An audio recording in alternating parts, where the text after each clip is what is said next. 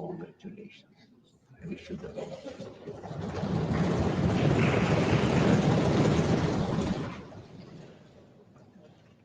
Shri Kanad Purkayast.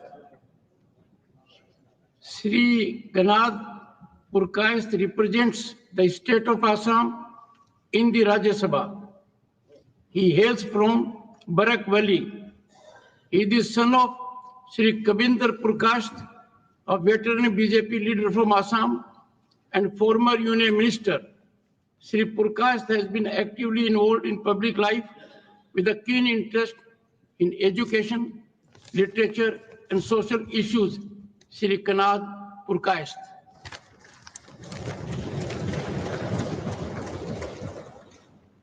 अहम कनादपुरकायस्थः यः राज्यसभाया सदस्यत्वेन निर्वाचितः अस्मि ईश्वरस्य नाम्ना सपे यद् अहं विधिना स्थापितं भारतस्य संविधानं प्रति सत्यां श्रद्धां निष्ठां च धारयिष्ये तथा भारतस्य प्रभुताम् अखण्डतां च अक्षुण्णं रक्षिष्यामि तथा यद् पद ग्रहीतुम् अहम् उद्दातोऽस्मि तस्य कर्तव्यानि श्रद्धापूर्वकं निर्वक्ष्यामि।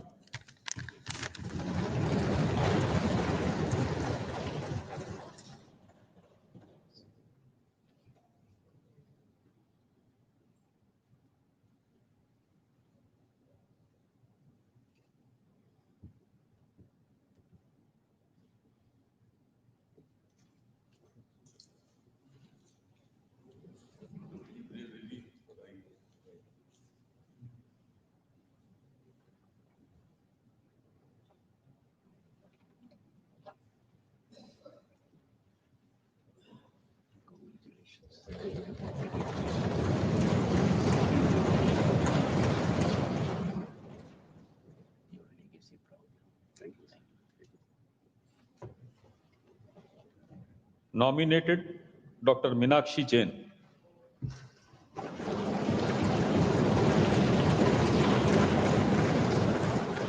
Dr. Meenakshi Jain is a noted historian and a former associate professor of history at Delhi University. Her areas of research include cultural and religious developments in medieval and early modern India. Her work in the fields of education, literature, history, and political science have enriched academic discourse. In 2020, Dr. Meenakshi Jain received the Padma Shri Award in recognition of her academic contributions. Dr. Meenakshi Jain.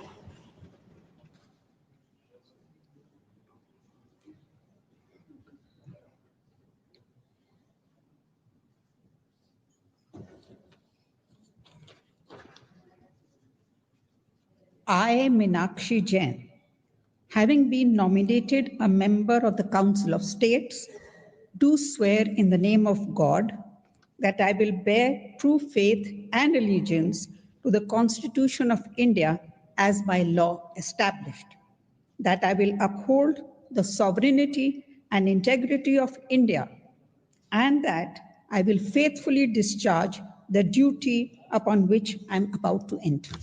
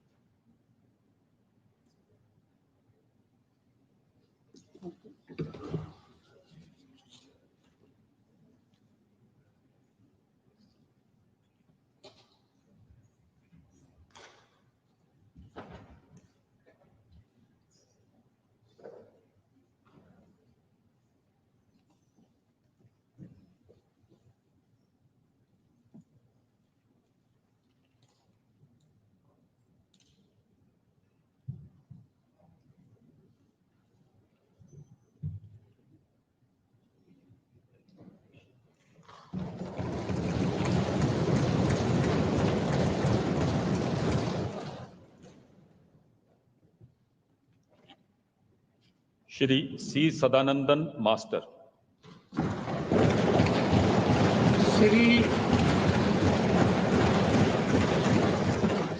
Sadanandan Master, a retired teacher, devoted social worker.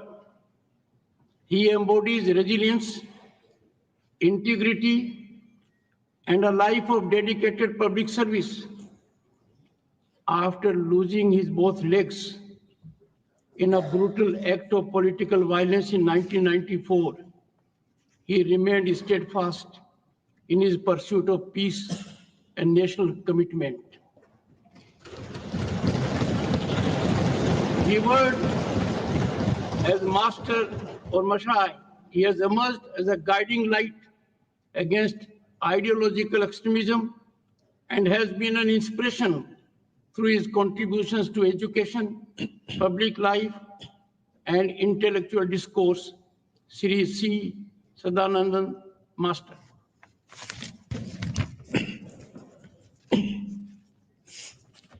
ഞാൻ C Sadanandan master രാജ്യസഭയിലെ അംഗമായി നാമനിർദ്ദേശം ചെയ്യപ്പെട്ടിരിക്കുന്നതിനാൽ നിയമം വഴി നിലവിൽ വന്ന ഭാരതത്തിൻ്റെ ഭരണഘടനയോട് നിർവ്യാജമായ വിശ്വസ്തതയും കൂറും പുലർത്തുമെന്നും ഭാരതത്തിൻ്റെ പരമാധികാരവും അഖണ്ഡതയും ഉയർത്തിപ്പിടിക്കുമെന്നും ഞാൻ ഏറ്റെടുക്കുവാൻ പോകുന്ന കർത്തവ്യം വിശ്വസ്തയോടുകൂടി നിർവഹിക്കുമെന്നും ദൈവനാമത്തിൽ സത്യം ചെയ്യുന്നു.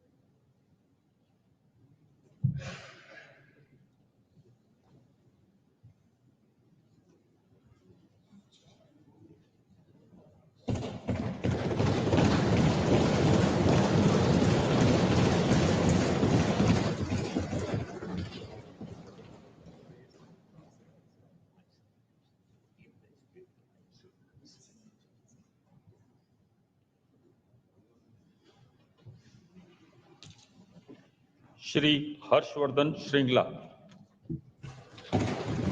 Shri Harshvardhan Shringla is a former Foreign Secretary of India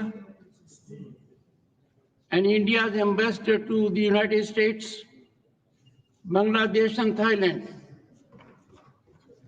He was also Chief Coordinator of India's G20 presidency. Additionally, as President and founder of the Darjeeling Welfare Society, he has led several philanthropic initiatives in underprivileged areas of Darjeeling and Siliguri. Shri Harshvardhan Shringla.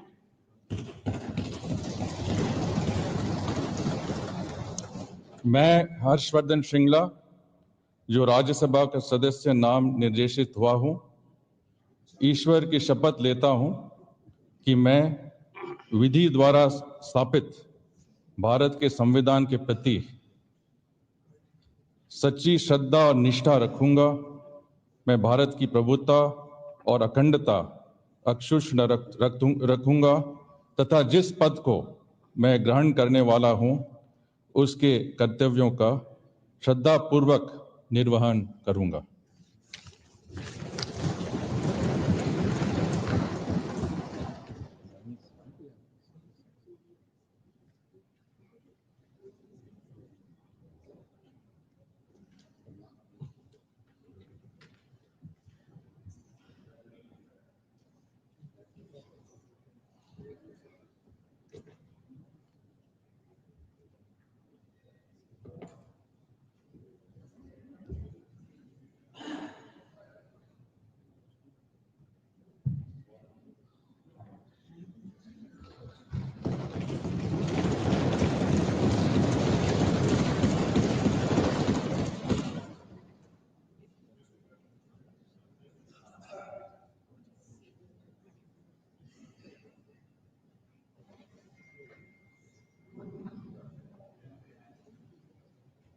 Honorable members, I am extremely pleased to extend birthday greetings to honorable members of parliament, Dr. Lakshmikant Vajpayee,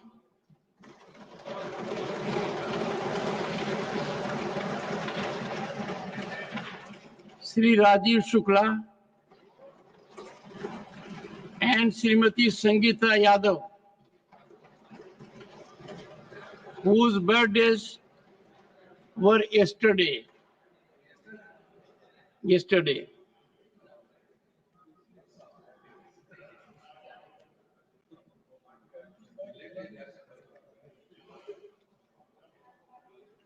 Honorable members, the day belongs to the leader of the opposition.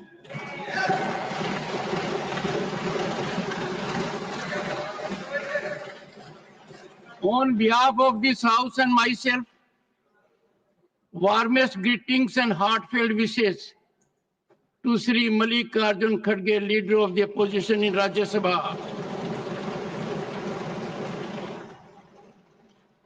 Our 5-decade political journey powerfully demonstrates unwavering commitment to democratic values and tireless national service.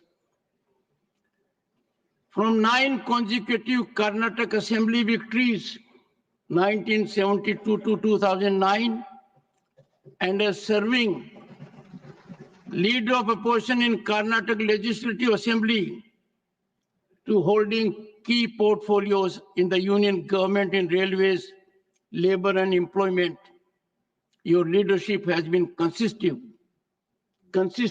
inclusive and exemplary. As National President of the Indian National Congress and leader of opposition in the Rajya Sabha, you embody trust and respect transcending political lines. Your steadfast convictions, constitutional understanding, and statesmanlike conduct inspire parliamentarians across generations. A remarkable polyglot, your fluency in English, Hindi, Urdu, Kannada, Telugu, and Marathi reflects deep cultural rootedness and enables connections across diverse regions. I have benefited from your guidance on several occasions. Your wisdom, humility, and respect for democratic institutions have profoundly shaped my understanding of governance. Your simplicity and accessibility exemplify public life's highest ideals.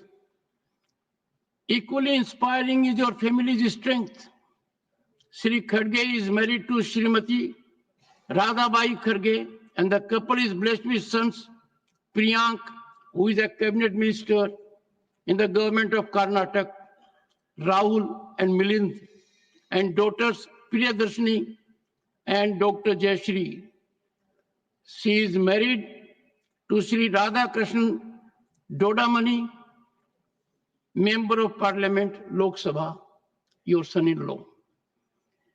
As you enter another distinguished year, may the Almighty bless you with robust health, renewed energy, and continued wisdom to serve the nation with the grace and dignity that have always defined you. Honorable members, on my own and your behalf, I wish the honorable members a long, healthy, and happy life and extend greetings to their family members and friends.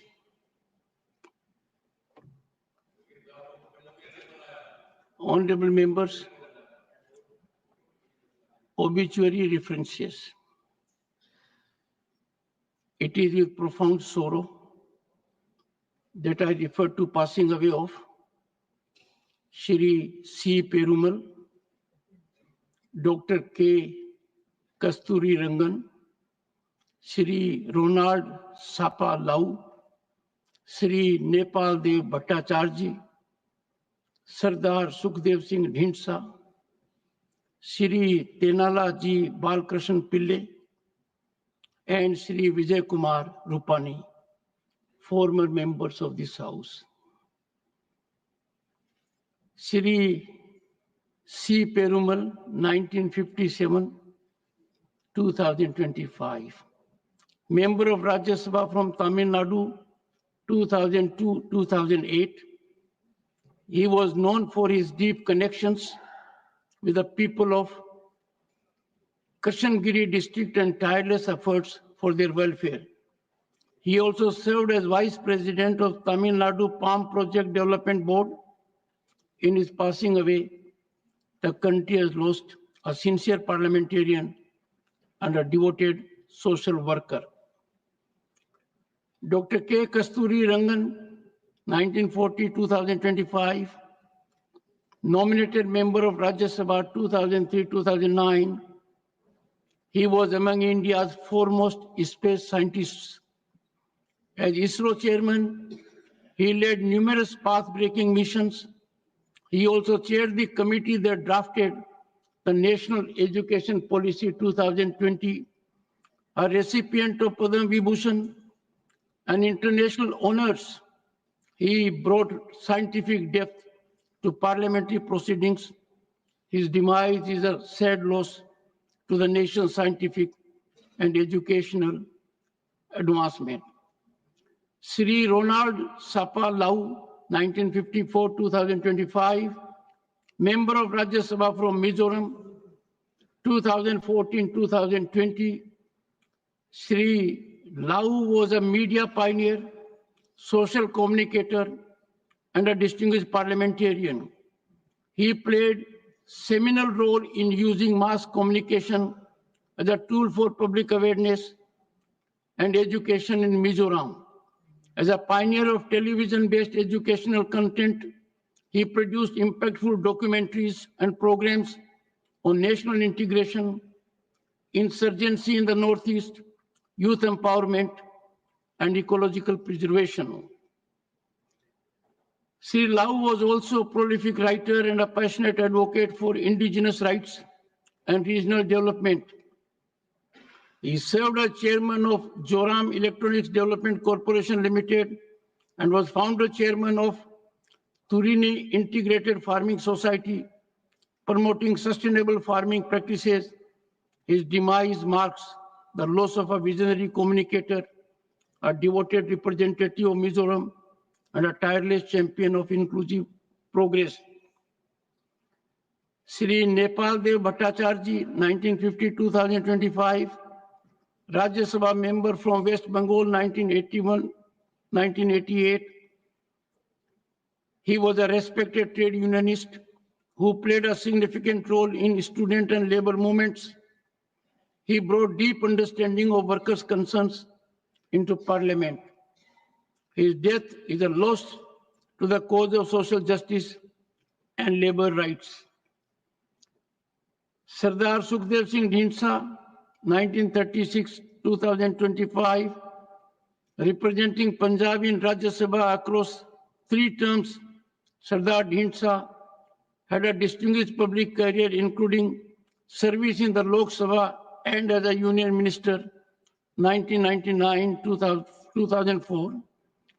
Renowned for his leadership and grassroots engagement, he was a stalwart advocate of agrarian and social justice issues.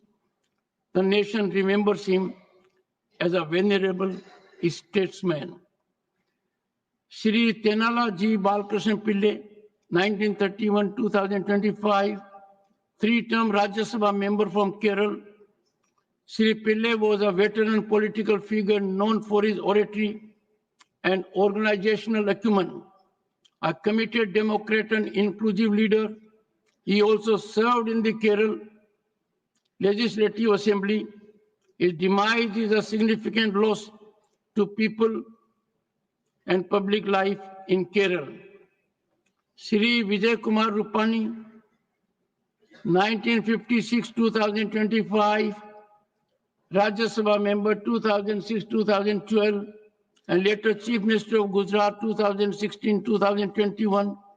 Shri Rupani tragically lost his life in the Air India Flight 171 crash. He played a vital role in Gujarat's infrastructural and industrial development and remained active in social initiatives. His untimely demise ends a vibrant political journey marked by public service and dedication.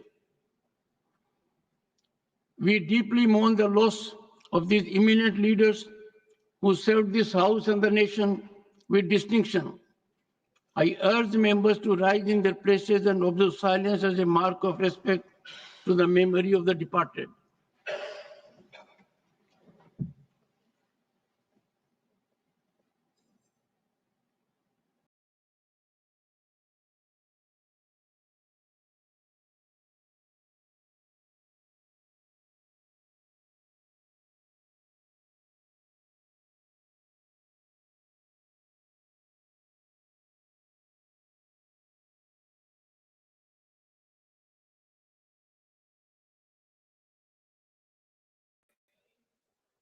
Question hour. Question number 1, Dr. Bhim Singh. Mani Mantri ji. First supplementary question, Dr. Bhim Singh. Sir, this is question hour. Please take your seat. This is question hour. Please ask your first supplementary. Sir, I would like to thank the Government of India. The Patna airport has been modified and it is updated now. Please ask your question. I would like to thank the government for updating the Patna airport. The answer which has been given, nothing is going on record. This is the question hour. Nothing is going on record. Nothing is going on record. Sir, a statement has been given here in the form of reply, but the answer is not very clear, sir. Please ask your question. Sir, I had asked two questions, sir. The first question was that the Patna airport is named as Jayaprakash International Airport, while there is no direct flight from there, and whether there is any plan of the government to start any international flight from the airport, from the Patna airport. I would like to know from the minister by when international airport is going to be started from there. That there is a requirement for running international operations from the Patna International Airport. And as such, sir, now the Patna airport is open to international operations because it is a customs notified airport. And they are open to fly to 5 SAARC countries and 10 ASEAN countries also under the open sky policy. But the issue is, sir, there is a fundamental problem with the Patna International Airport because of the shorter runway. Because of the shorter runway, there is a load penalty that applies to the aircraft, through which they are not able to run with operational efficiency and to carry the highest capacity. So that restricts the commercial viability of having these international operations. But there are alternative solutions that are being worked out. And whenever we see, sir, when we want the airline operators to operate this international, one is first having an air service agreement with those countries, having the points open so that the connectivity is there, the point of call is there between the two countries. On top of that, the airline operators look for commercial viability also. And here the problem of the commercial viability comes in because of the load penalty issue. And that is one reason we feel that is why the international operations are not there. But either with this, sir, now Beta, which is another airport with a longer runway, that is also coming into operations. And then under the budget, we have announced another greenfield airport also. So there are many solutions that are being worked out, because for us in the country, Bihar is one of the most priority regions. From on behalf of the central government also, I can say, sir, as early as possible, we are also working towards a solution so that Patna, not only Patna, in other airports from Bihar also, let's say Gaya airport, the international operations increase from these airports. Second supplementary, Dr. Bhim Singh. Sir, I would like to know from the Honorable Minister whether viability studies would be undertaken by the private companies he is saying that decisions are taken on commercial basis, on commercial viability basis. I would like to know from the government, from the minister, by when viability study is likely to be done and what efforts are being made to increase the length of the runway. For a long time, and we have tried every single bit. And land is a state subject, sir, and we have requested the state many times for expansion of the runway, requested for land. But there, if you see, on one side there is an existing railway line, and on the other side there is a historical clock tower, and there is also a geological path. So it is very, very difficult to obtain land in that area to expand the runway. And when it comes to commercial viability, sir, like I've said, there is a penalty of 2 to 2.5 tons.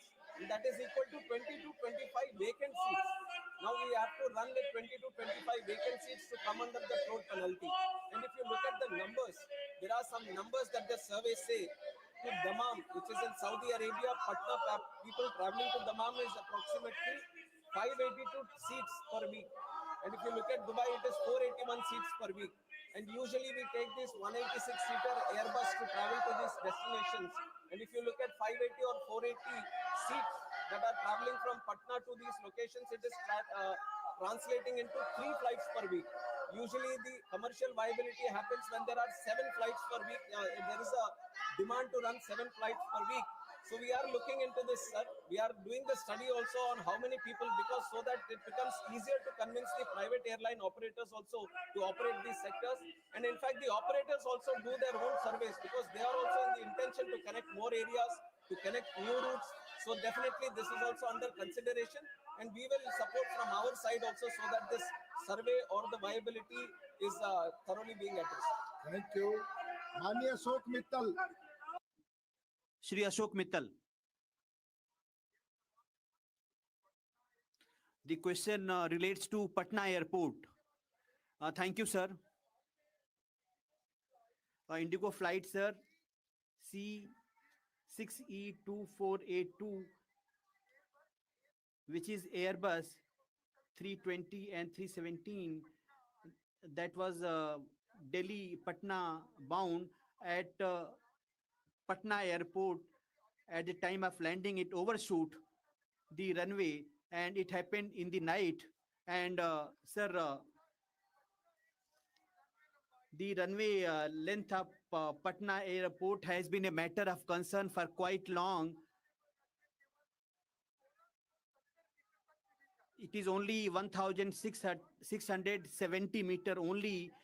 In adverse condition, it becomes very difficult, sir. For A320 and for 737, it is very risky. It is also risky for Boeing 787, and it is risky for Airbus as well, and it is unfeasible for Airbus 390. Airbus 390 needs 2,500 to 3,000 meter. What is your question? Sir, through you, sir, I would like to ask Civil Aviation Minister whether any feasibility report is being prepared by which we may know that by when Patna Airport can be made safe for big aircrafts. Based on the runway constraints, which the only honorable member has also mentioned, the Patna Airport is a smaller runway, sir, where there are restricted operations with the load penalty only, and which is very much thoroughly followed by the regulator and the airline operator also, so that safe operations happen at the Patna Airport. And whenever these kind of incidents happen, they are properly investigated and ensured that the next time these kind of incidents don't happen. But when it comes to the futuristic solution on having wide body operations and having long overhaul operations from these areas, then it is proposed to have a new airport only, Greenfield Airport. But as this airport is restricted, and if you want to expand the runway also, it is physically impossible, because there is railway track on one side and there is a clock tower on the other side, and without the land you can't expand the runway also. So within the stipulated runway of what you have mentioned to be 2,100 meters, to have these wide body operations is not at all possible. So an alternate runway which can cater for the wide body operations is being considered. In the budget also, a greenfield airport for the city of Patna has been proposed. So we are actively looking into this solution by creating alternative airport. Dr. V. Sivdasan. Dr. V. Sivdasan. Dr. V. Sivdasan, Yes, you sir. have a question Yes, sir. supplementary. Yes, sir. It relates to Patna Airport. Yes, sir. My question is related to the Patna Airport. sir. My question is related to airport, sir. Yes, Patna. Patna Airport. In his answer, our respected minister says the commercial viability of the functioning of airport. My question is, sir, the commercial viability. The word commercial viability. In my hometown, one airport is there, Kannur Airport. There we have requested the government continuously request, not only from our party and the parties and the government of Kerala requested the point of call status, sir, but they are not ready to allow the point of call status. If the theory of commercial viability is there, then why they are not allowing the point of call status? I requested you, its question relates to Patna. If I am ministers, expecting the answer from Hello, the if minister honorable considers, he minister. can reply. Favorable Please. answer I am Please, expecting. please, please. Honorable member has been time and again requesting this point of call for Kannur Airport, sir. But if you had heard my answer, which I've answered before, I have mentioned that the first is to have the point of call in the air service agreement with that country.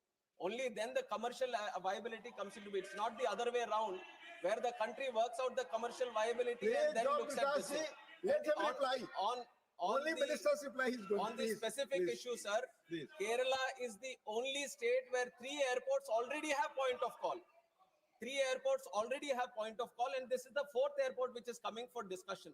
And there is an option for our Indian aircraft operators to fly from Kannur to any destination. It is all open. Only for the foreign carriers to come to that place, you need the point of call. So there is no complete restriction as such that without point of call, you can't travel internationally. The Indian airline operators can travel to these destinations. And you also have to keep in mind, sir, that the point of call is given between the geopolitical relations is also taken into account between these 2 countries. And you have to see that India has so many airports now, you can't open all the airports to point of call, and you can't fly to 1 or 2 destinations in that country also. These are certain things that we also have to keep in mind, that when you want to open a country to all the locations, then you have to have a equal level playing field. And for Kerala Airport, you already have 3 points of call, and definitely if the time arises and if the need arises and if both the countries agree, then we will keep it as a point of call. Thank you. Last supplementary on question number 1. माननीय Dharamshila Gupta ji. Dharmshila Gupta ji. आपका आभार. Thank you, sir. I am grateful to you, sir, for permitting me to ask the question. Surat and Ahmedabad in Gujarat, they are the main cities. Lakhs of people go from Bihar for employment. They are settled there in Surat and Ahmedabad. Most of them, their families live in Bihar. Through you, sir, I would like to ask and request the Honorable Minister, what is your question? Sir, I demand that there should be a direct flight. There is only 1 flight, sir, and there is a need to increase this number to 2. This is your suggestion or question? Forward it to the airlines. Thank you. So now we move to question number 2. माननीय श्री अशोक राव शंकर राव चौहान. माननीय मंत्री जी. Will Minister, question number 2. First supplementary, माननीय Ashok Rao Shankar Rao Chauhan. First supplementary. Honorable Chairman, sir, the incident involving the London-bound Air India flight in Ahmedabad is extremely serious, and it is imperative to determine the exact causes of this incident to ensure passenger safety. What caused the fuel supply to the engines cut off is an issue which still remains unresolved. We all know that the Boeing 787 Dreamliner is an aircraft heavily reliant on electrical and electronic based systems. This is the background of the entire issue. And one may recollect that on January 17, 2019, a Boeing Dreamliner operated by Japan's all Nippon Airways, flying from Tokyo, Haneda to Osaka, experienced an unexpected engine shutdown after landing, suspected to be caused by a software or computer glitch. In the light of this precedent, has any clarification been sought from Boeing, the engine manufacturer, GE Aerospace, Genex, and Honeywell, which provides avionics, propulsion systems, landing systems, cockpit and cabin electronics, and various components for this aircraft regarding the Ahmedabad incidents? And also, we understand that, that a number of airlines world over have grounded their Boeing 787 Dreamliner fleets after the Ahmedabad air crash. So I would like to know from the Honorable Minister that is this a malfunction in the aircraft's electrical system? Could the same issue that caused the electrical failure system also have led to the interruption of the fuel supply to the engines? So all these issues come to the fore. And going by the conversation which was recorded in the cockpit voice recorder, the fuel supplies to the engine was cut off. The recorded conversation indicated that neither the captain nor the co-pilot manually cut off the fuel switch. This raises a significant question. So we would like to know from the Honorable Minister that going by the preliminary report which has just been received, what is the cause of this shutdown of both the engines? Was it electrical failure or electronic failure? Or what are the preliminary findings which would lead us to know the exact causes of these incidents? Thank you. Chairman, sir, the honorable member has asked a very serious and very comprehensive question regarding the incident that has happened in Ahmedabad. Sir, I would like to start by answering that the investigation process, which is according to the international protocol, the norms which were set by International Civil Aviation Organization, where the country, the state of operation should have their investigation body, and we have our own investigation body, which is the Aircraft Accident Investigation Bureau, which got into the investigation process right after the incident with the subject experts into the site, and they have started their process according to the international protocol, and they have involved subject matter experts, all the international necessary people who are supposed to be participating in the investigation, and they have gone through the first set of investigation process, and they have given us the preliminary report. And if you look at the preliminary reports, sir, AIB, as for the first time, so whenever these incidents happen, and if the black box gets damaged, black box is the flight data recorder, which has all the necessary information which gets recorded. And whenever there is a slight damage that happens, it was always, it came to that point, sir, where we were sending the black box outside to the original equipment manufacturer and getting it decoded from that state of manufacture only. And it was for the first time that as a country, India took a stand that the black box which was achieved, even if it was damaged, that the whole decoding process is going to happen in the country. And we have successfully done it in the country also. The AIB has been successful in decoding the entire data which was available, even if the black was from the outer side, if it was looking damaged also. And once the AIB has achieved decoded the data, which was achieved from two different things. One was the flight data recorder, which has the data numbers, and also the cockpit voice recorder, which has the audio this thing. So all these things, taking out the facts, the investigation process runs on three principles, which is to find out what happened, how it happened, and why it happened. And preliminary report, it is called the preliminary report because it can't address all the things and all the questions that we have right now. And what we have done, what the AIB has done, in fact, through the preliminary report is to kind of address what happened. Based on the facts it found out in the CVR, based on the facts it found out from the FDR, and only the facts that it was able to determine were mentioned in the preliminary report. And to come out with the suggestions or to come out with the exact cause of what happened, and to come out with the further future action on, it can be the Boeing 787 or the series or the fuel switches and many things which have come under question, or the avionics, which you have also mentioned in your question. To have a definitive answer and a definitive future correction measures, we have to look at the final report, sir. And I can say this to the House and through you to the people of this country also, that the AIB has a very definitive, thorough, rule-based process.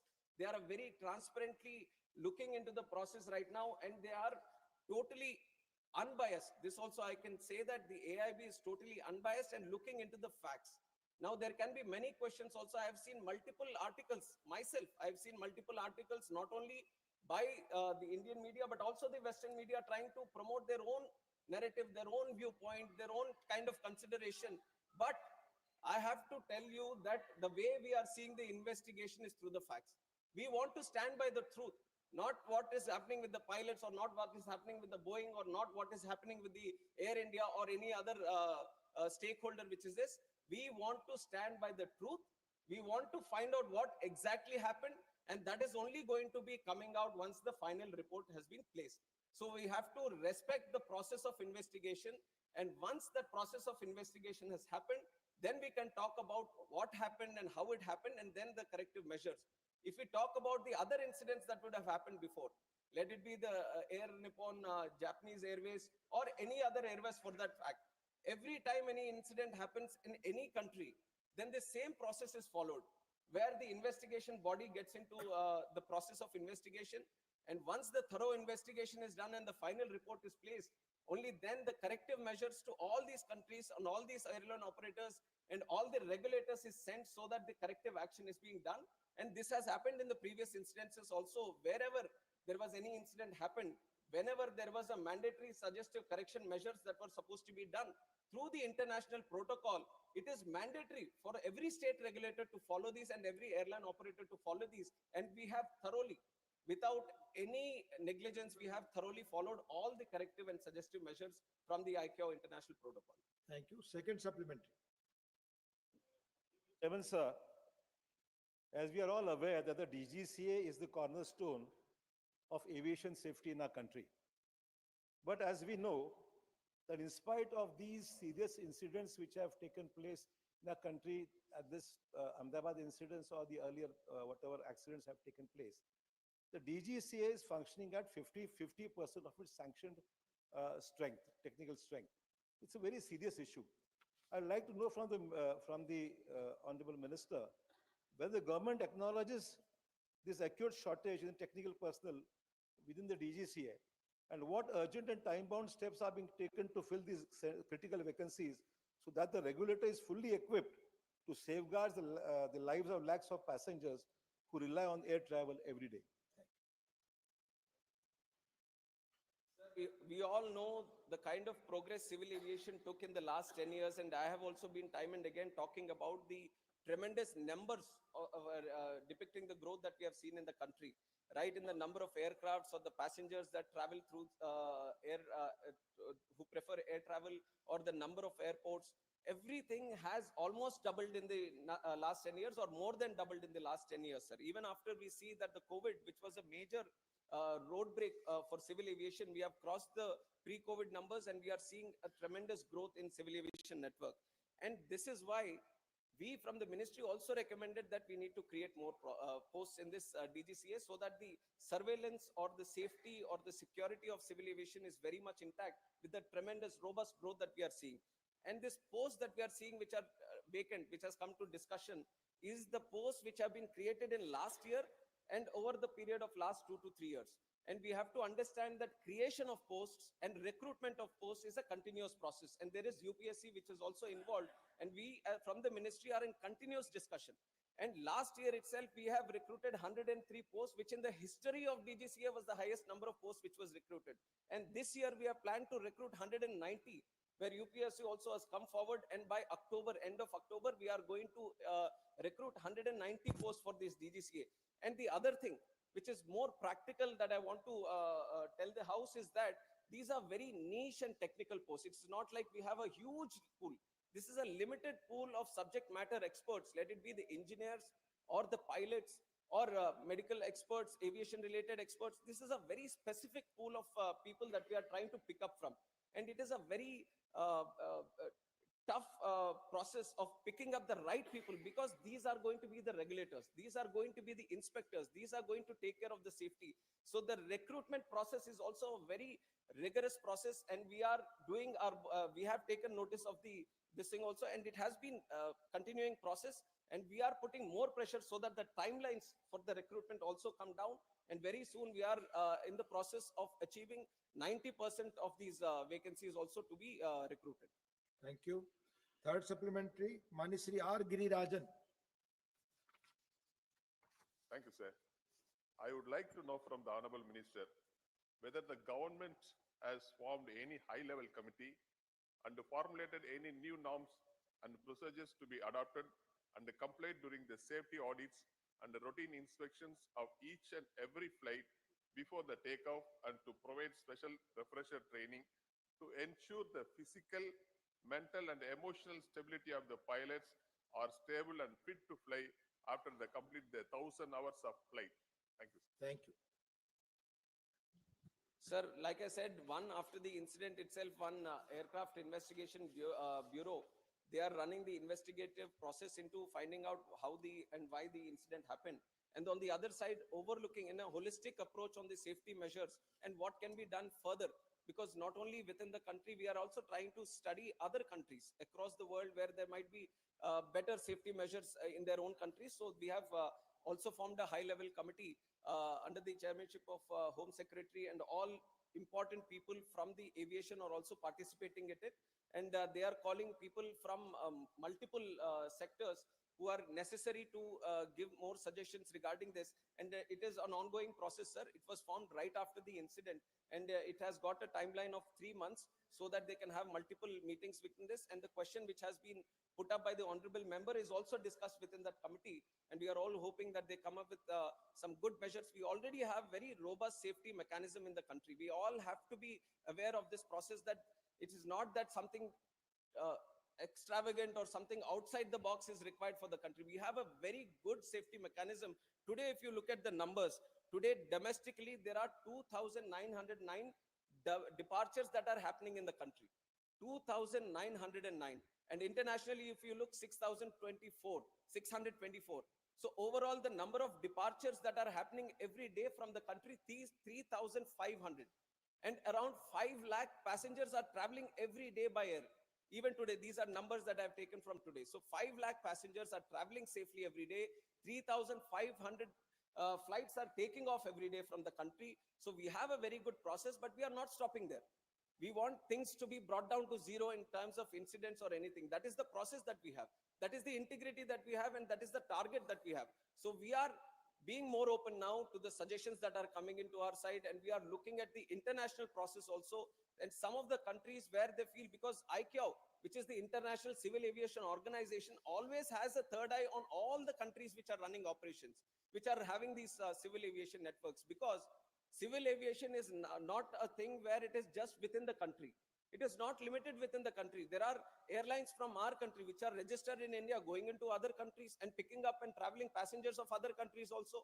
And likewise, other countries, airlines are coming into our country and they are picking up our passengers. So this is a global thing. And all the countries which are having these civil aviation departments or ministries or sectors, they all have to comply with the Civil Aviation Organization, International Civil Aviation Organization protocols.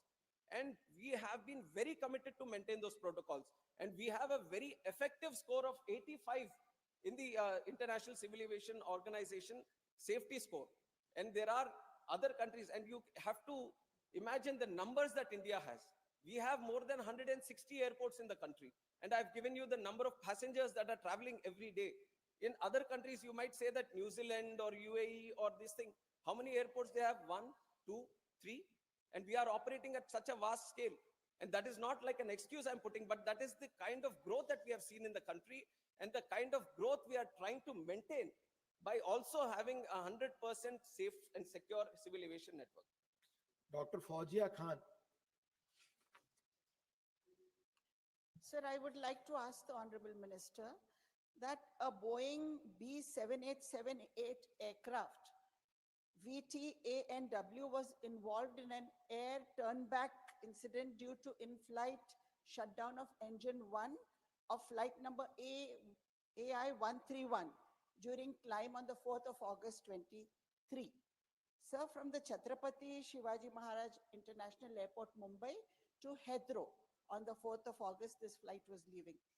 As per the incident report of DGCA, An HPC stage 10 blade went missing due to improper installation of locking lugs.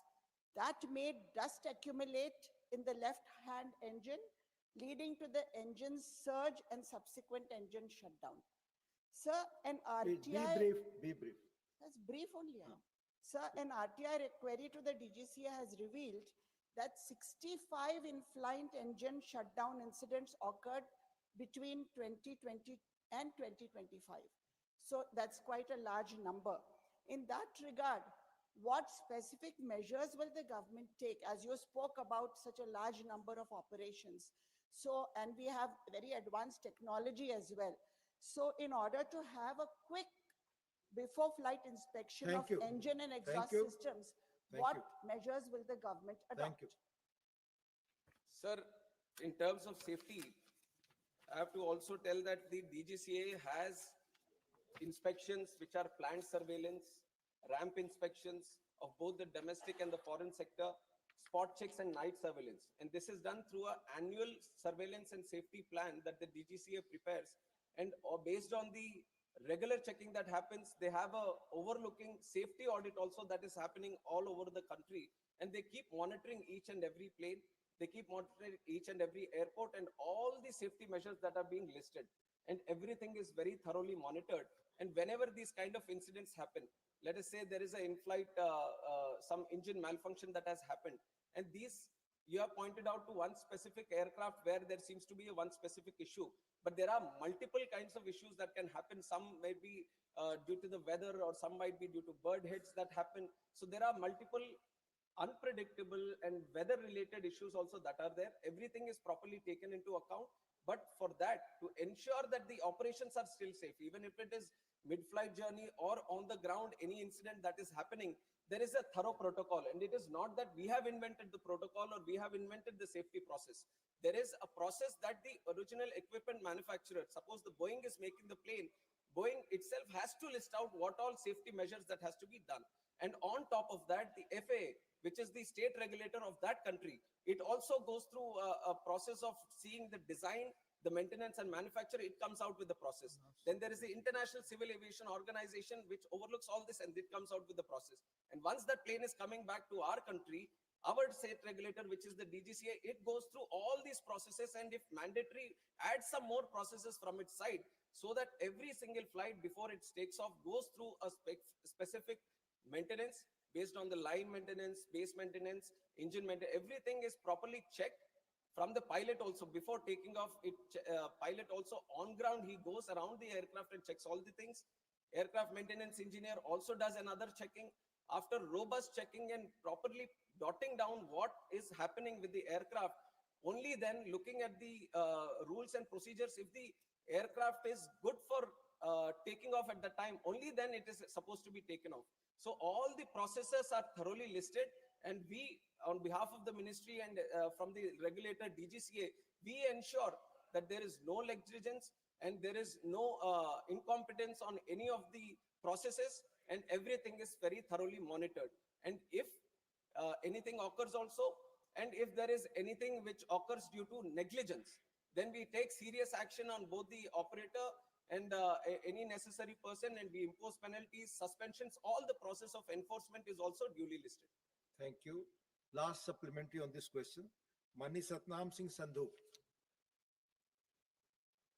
So मेरा सवाल is So my question is about the people who were unlucky, who were unfortunate and who got killed in the accident. Those who got killed, nothing can be compensated for that, but something can be done for the families who were there. Next of kin compensation has been announced for next of kin, but medical students were also killed. Medical college students, they were having meals in their hostel. My question is about them, whether compensation has been provided, whether their families who are also in trauma, any psychological help is being attempted. Thank you. Sir, first of all, I'd like to, through this house, also offer my condolences to the families of both the passengers of who were traveling in the plane, the crew and the passengers, and also the students, the families of both the students also. And this has been our idea right from the time the incident took place that we are not going to differentiate between the victims, saying that Acha, these are the people who have traveled in the plane and these are the other ones who have got affected or succumbed to outside injuries outside the plane. And all the support that is being extended to the victims of the families inside the plane, the same assistance is being extended to all the families of the people, students who have died outside also, sir. And the compensation also equally, they have also been taken into account and they are being provided the compensation and the necessary support for the future also. Much of this, the responsibility has been taken by Air India, and combinedly, all the people, both in flight and off, everyone is being taken care of, both from the family side, and all the compensation is being equal. And this not only in terms of compensation definitely equal, but in terms of assistance also that we are trying to provide from the government side, there is no difference. We are keeping, both are being taken into account in the same process. Question number 3, Srimati Rekha Sharma ji. Manni Mantri ji.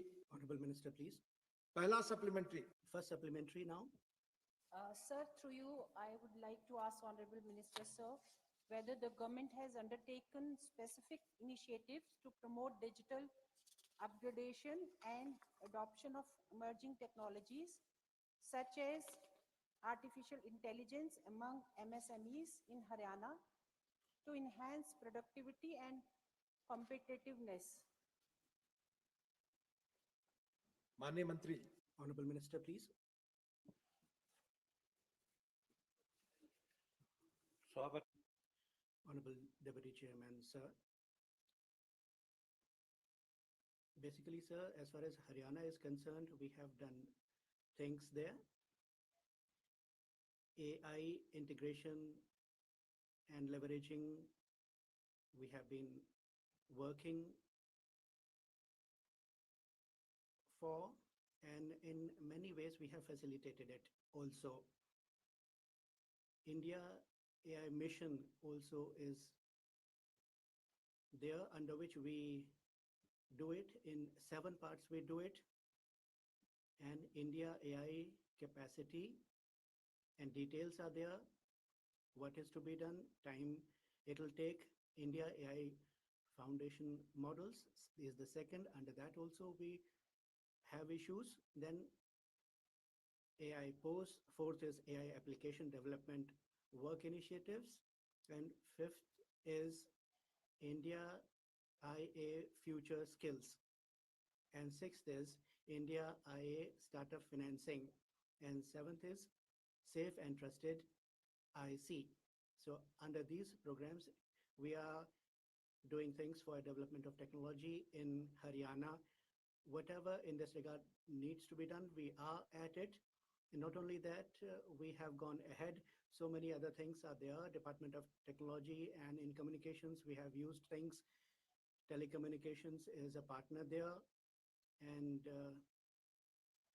there are other agencies also. We have connected agencies so that cyber crime can be prevented. So we have put all this to use in Haryana. Second supplementary, Rekha ji, Honorable Member. Honorable Minister, sir, whether any financial incentives, capacity building programs, or support mechanism have been introduced to facilitate this tech transition for MSMEs, and how is Ministry assessing the impact of effectiveness of these initiatives, particularly in terms of digital adoption and improved business outcome? Mani Mantri. Honorable Minister, please. Sir, Haryana government has gone in for digitalization and technology upgradation, and we have put in place measures. And first is Padma, is a program to assist in development of MSME, and holistic support we are providing for MSME in infrastructure and in branding also. And we give financial support also. 1,000 crore rupees we have put in there. And second is SSN on technology acquisition scheme. and we have put in our assistance, new and patented technology enhancement has to be there. It is on demand basis. Whatever demand comes, we go accordingly. And approximately 50 lakh people, 75% of them have got subsidy also, they are covered. And third is Haryana Rural Industry Development Scheme. And there also industrial development in rural areas, in backward areas we are taking up. We are enhancing it now. And third is mini cluster development scheme, under which we have given 2 crore assistance to people, and 69,000 also have got it, and we have enhanced it. And government is taking note of other schemes also. So many schemes are there under which we have done work. I have a very long list with me, and if the honorable member wishes, I can send the same to her. And there are various other initiatives like Uddam portal, and then we have MSME Samadhan, MSME Sambandh is also there, and MSME ODR is there. And through these schemes, we facilitate them. And under these schemes, funds have also been earmarked. Honorable Mahua Maji ji. Thank you, Deputy Chairman, sir. Sir, my question relates to Jharkhand. Jharkhand, human trafficking was at very high some years ago, and the current government is rescuing the women who are the victim of human trafficking, and for them various schemes have also been launched. The World Bank has also appreciated the Johar scheme. Sir, I would like to know from the Honorable Minister that in order to promote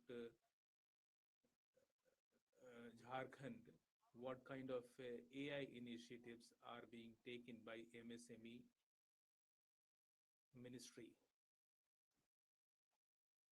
So the question especially relates to Haryana.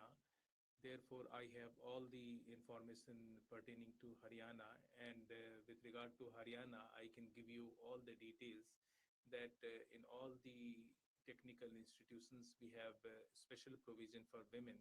And similarly, if the question relates to Jharkhand, I can give the information to her also. You please inform the honorable member. Question number 3. Question number 3 here, sir. Sir, must be Please. question number. It's 3rd. I can show you. Please. Just if somebody. Please take it. Mania Kiran Chaudhary.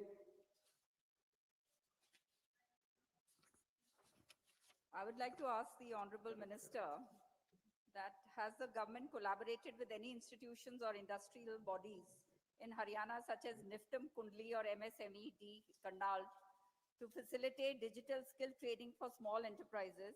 And also if there is any plan to set up a dedicated technology facilitation center or center of excellence for digital MSMEs in Haryana. Thank you.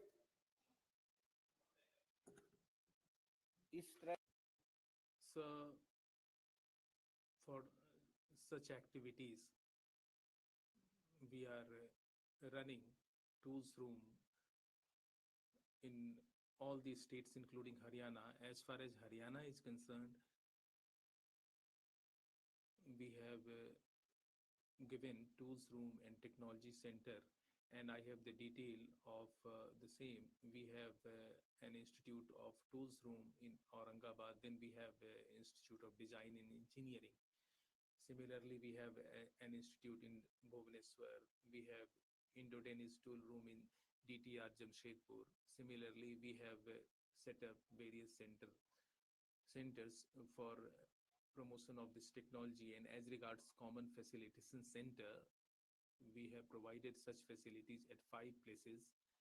And if the location of the project has been given, let me tell you that we have a footwear institute in Bahadurpur. Then on this has been given since 3rd December 2012. and the project cost is about 15,908 crore rupees, and the grant by Government of India is about 916 crore.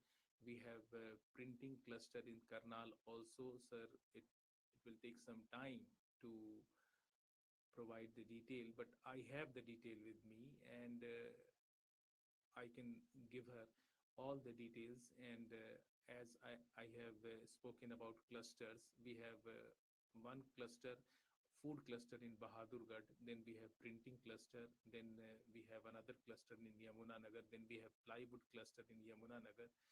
When these clusters have been started, all this information has been indicated in this.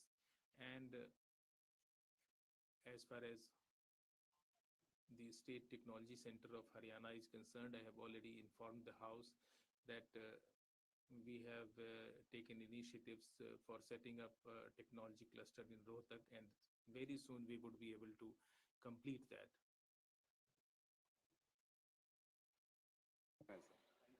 So the country is, we have one country. Sir, I would like to speak about MSME. Lakhs of people are depending upon MSMEs. However, they are struggling to get a decent income from the sector. Lack of the proper support from the government will create various problems in front of them. So my question is, how much is the total allocated amount as a union government subsidy to the sector? Thank you. Thank you. Mohan. Sir, in a way, MSME has three organs. We have micro, medium, and small sectors, and we are especially taking two measures. First, we have created a portal, and that portal is known as Uddam Portal and Uddam Assist Portal. As far as providing more funds to it, I would like to inform the House that we have given employment to about 28 crore people. Therefore, I would like to say that with regard to the Prime Minister, it is often said that the Honorable Prime Minister only makes promises. I would like to inform the House through you, sir, that today we have provided employment to about 34 crore people through MSME, and that is not a minor achievement. And as far as the funds provided by the center is concerned, sir, we provide funds to small industries through PM Vishwakarma scheme, and the people who are indulging in minor industries, they have been provided support through PM Vishwakarma, and we have also provided funds under that scheme. There is no shortage of fund, and it is not possible to provide all the details here in this House, and if it is possible, I can send the details to the Honorable Member later on.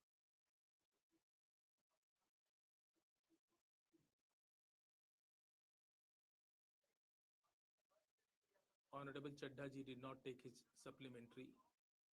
Now I am coming to question number 4, Manoj Kumar Jha ji. Honorable Minister. Sir, I have not yet asked my question. First, I will complete the formality and then I will give you the chance. Sir, thank you. I was a bit worried that I might lose my time. We have sufficient time. Please ask the first supplementary. Honorable Deputy Chairman, sir, through you, I would like to know from the Honorable Minister. I was today seeing that all the honorable members, they have expressed their concern on this issue, and that is a concern voiced by the entire country. So a report has been leaked, and in the television reports, pilots, they are turned into villains, and they will not come on the television and they will speak about their role. Sir, my first supplementary is about the fact that when the US Federal Administration in 2018 and UK Civil Aviation Authority, they have already issued advisories regarding fuel switch system. And recently in the Boeing 787 aircraft, you have made it mandatory that the safety security mechanism has to be checked. 2018, since 2018, in 2024, why does it take a crash of this nature to do what should have been done in a routine way? Thank you. Sir, your question also has the answer. In a routine way, all these checks are already done. When there is a directive that is issued, then there is a special check that is done. But in terms of all the equipment that is there, according to the protocol that is listed, all the checks are thoroughly done. It is not that only when they say that this has to be checked, there is a special check that is done. All the fuel switches, all the cockpit, all the tires, everything get checked very robustly, very regularly. That is why we have a very tough process. But taking an advance, like you said, we wanted to be more thorough. All checking has been duly happening from that time. And what you have mentioned, what the FAA has done also, there are two types of directives. That is, one is the AD, which is the Airworthiness Directive, which is a mandatory that all the other state regulators, they all follow. But what you have mentioned right now is a special airworthiness information bulletin, which is not a mandatory thing. Like you said, if necessary, then the state regulator can do it. But at that point of time, the regulator also took a call that this is not a mandatory thing. And we, on our process of ensuring safety, we have a very good, robust process. So there is not a special check that is required because it was not a mandatory thing that was advised. But after the report has come, we have taken that also into cognizance to ensure that there is further, because like you said, these reports that have come. But I can show you 150 reports where every possible angle that the report can be, everything is already listed. Koi bhi agar report aa jata to, if there is any report, you could always have told. Right from the Western media to everyone, so that you can't just point out to one, say that this has been leaked. Because all the reports, I have 10 different angles which are written, which are now not coming out, not being discussed, because they are not touching this topic. But had it touched another topic, another report would have come, ki isne already ye likha hai. So this has been right because of the interest that has been there. This has been going on right from day one itself, multiple theories, multiple angles, multiple stories. That is why I have once again, it's an appeal made by the AIB through myself also, I'll make it again to the House and through you to the larger section of the country also, is to maintain patience until the final report comes out. And we want the truth to be coming out, and we have to give that much space for our AIB also to work. And that is what I request. Second supplementary, Mani Jhaji. Thank you, Deputy Chairman, sir. When I said that you already had these reports and advisories with you, and he told me that my question itself has the answer. And an unfortunate irony, not a plain statement. Having said that, thoda background.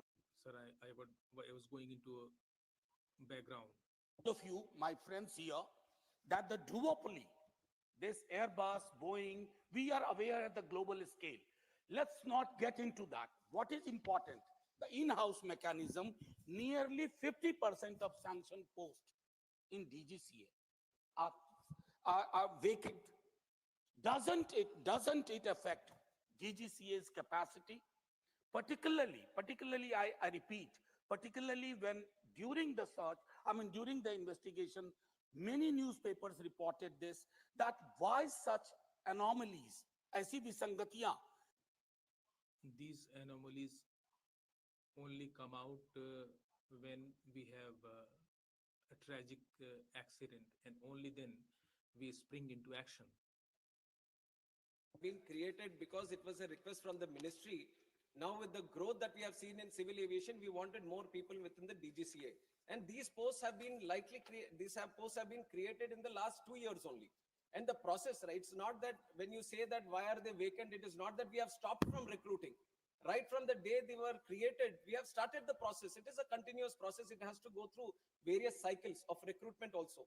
And the only thing that I wanted to mention so that everyone knows a little bit about what is happening in this recruitment is that this is a very specific pool of people that we are trying to recruit. It is not that we have extensive pool of people. These are subject matter experts, especially in aviation. We are trying to pick up senior people that we are trying to pick up and who have a demand internationally and in other wings also.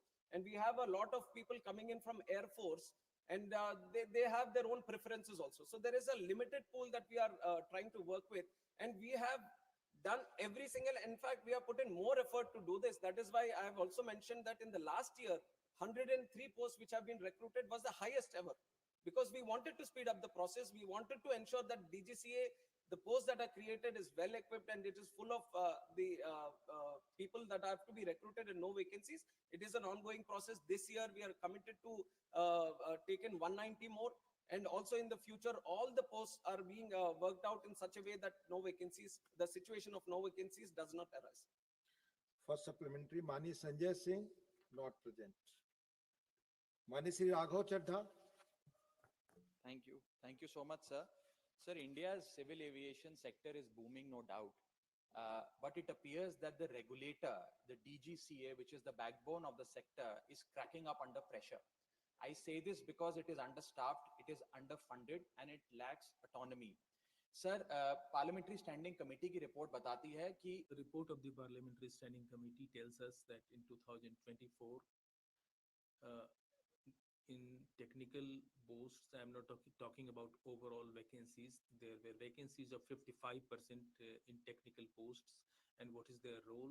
Their role is air safety inspection, pilot licensing, aircraft maintenance, and airworthiness. So this is not shortage. This is really, this is in fact a crisis.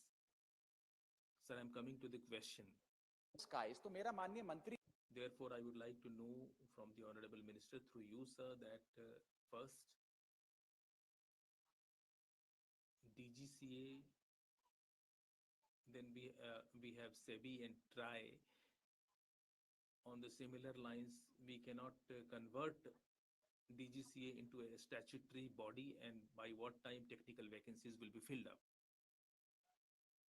That the DGCA is not under any kind of pressure.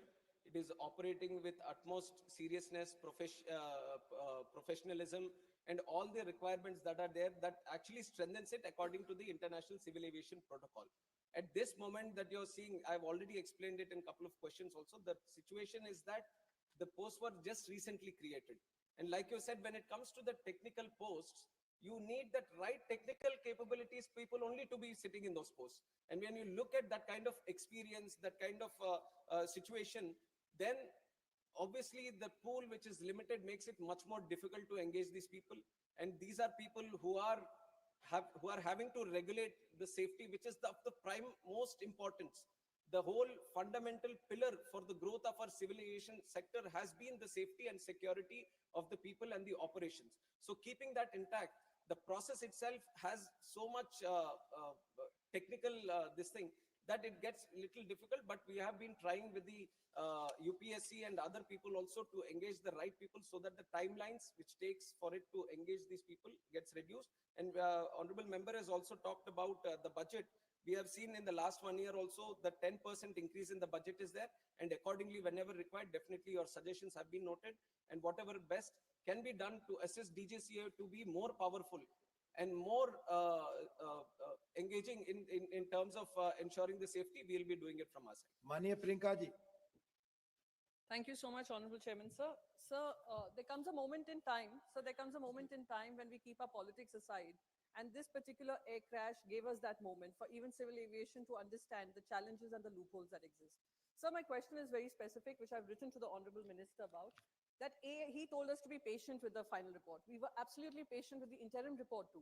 But why is it that the report was released to the Indian people at 2 a.m. in the morning and there was no briefing done with regards to the AAIB report? So just 1 second, a question related to the same thing. Pilots have raised their concern that there is no aviation expert who is sitting on that AAIB panel. Why is that so? If Honorable Minister could address that, I'd be grateful. Thank you. Thank you so much. Sir, I'll address the second part first, where it says that no aviation experts have been there. It is not true. There are two subject matter experts in terms of pilots who have been engaged within the investigation team. And likewise, other engineers and all from the industry also have been engaged, and the International Civil Aviation Organization observer also from the UN, where a lot of articles were there that he was rejected and all. So baseless articles have come up at the time, but everyone who was supposed to be in the investigation team, they have all been there.